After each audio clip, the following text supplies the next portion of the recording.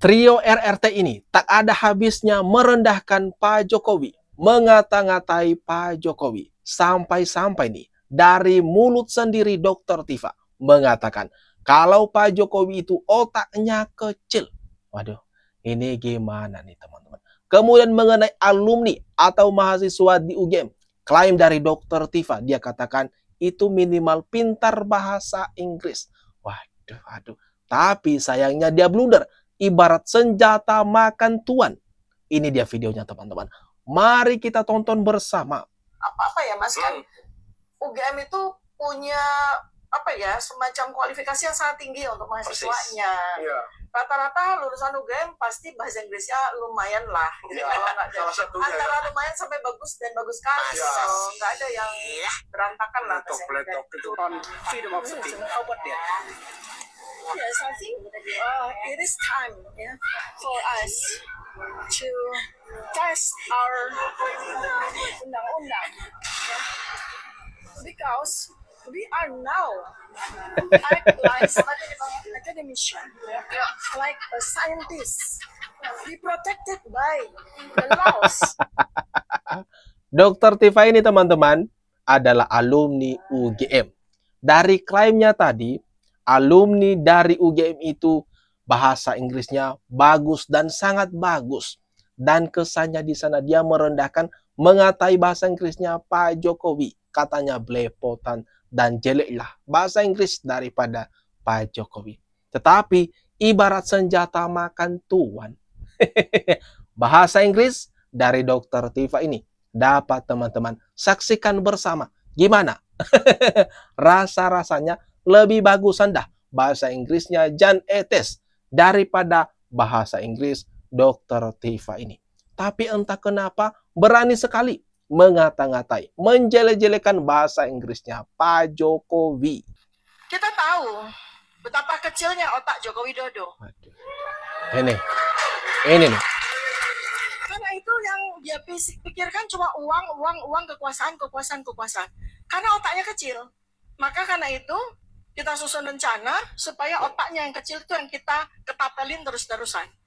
Waduh. Ini gimana nih teman-teman? Menurut kalian? Waduh. Dr. Tifa ini perkataannya mengata-ngatai Pak Jokowi seperti itu.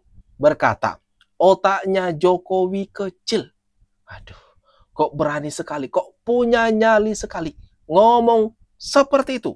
Otak Jokowi kecil mau diketepelin Dr. Tifa biar nggak asal bikin laporan. Waduh, sudah saatnya, rasanya sudah saatnya pihak penyidik untuk mempercepat proses ini. Segera umumkan siapa-siapa saja yang jadi tersangka di kegaduhan ini. Karena rasa-rasanya trio RRT ini, Rismon, Roy Suryo, dan Tifa ini makin bikin gaduh, makin melebar sekali. Apa yang menjadi narasi-narasi liar mereka, tudingan-tudingan mereka terhadap Pak Jokowi. Jadi daripada semakin melebar kemana-mana, semakin ini ngawur ini masalah, mending saja dah diumumkan segera siapa-siapa yang jadi tersangka. Bayangkan Pak, Bapak nggak mendidih darahnya. Kami meneliti jasanya Joko Widodo, kena 9 pasal Pak. Kalau kumulatif itu bisa berapa puluh tahun kami.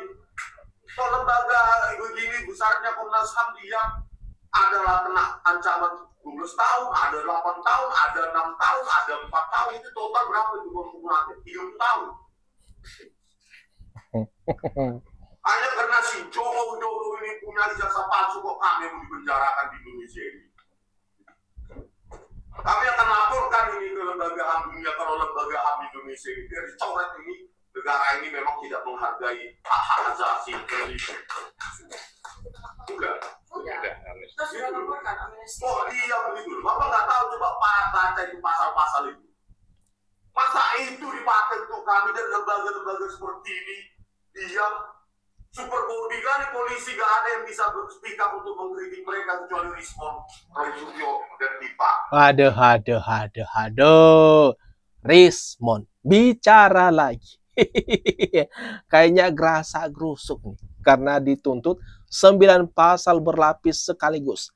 Katanya itu hukumannya kalau ditotalin 30 tahun penjara. Dan di sini 3 orang ini memasang wajah yang begitu cemberut. Pusing banget mereka menghadapi kenyataan laporan-laporan ini. Bagaimana menghadapi perkara. Ini teman-teman, gimana nih kalau menurut kalian nasib daripada Roy Suryo, trio RRT, Rismond, Roy Suryo, Dr. Tifa. Ini sewaktu mereka mengadu ke Komnas HAM ini teman-teman. Kejadiannya satu persatu dikasih giliran untuk berbicara, mengeluhkan apa yang menjadi keluhan mereka. Dan rata-ratanya teman-teman, mereka semua ini yang mengadu menyalahkan Pak Jokowi.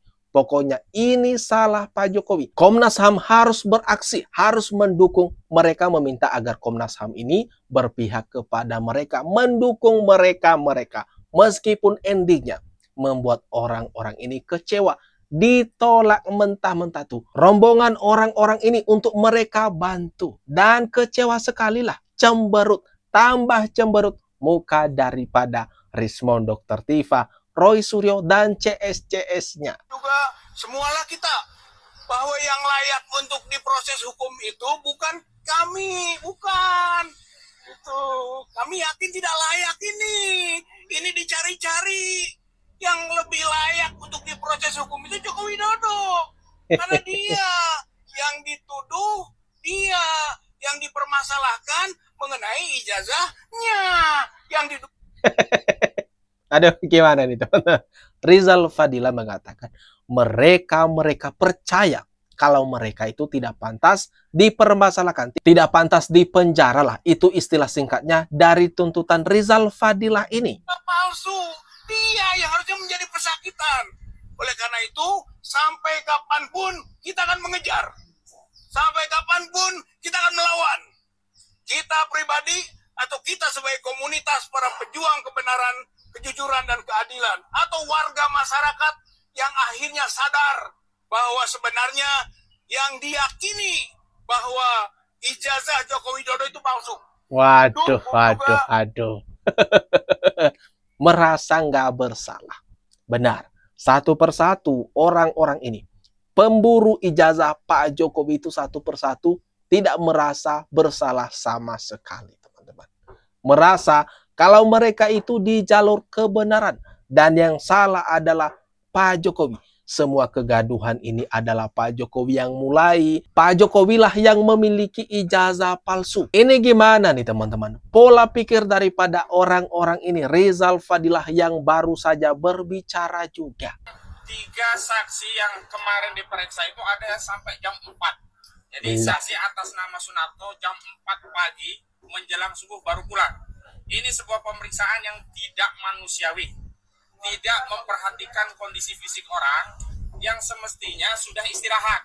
Ini melanggar hak asasi manusia. Jadi begini, melanggar hak asasi manusia gara-gara kliennya diperiksa atau pulangnya jam 4 subuh.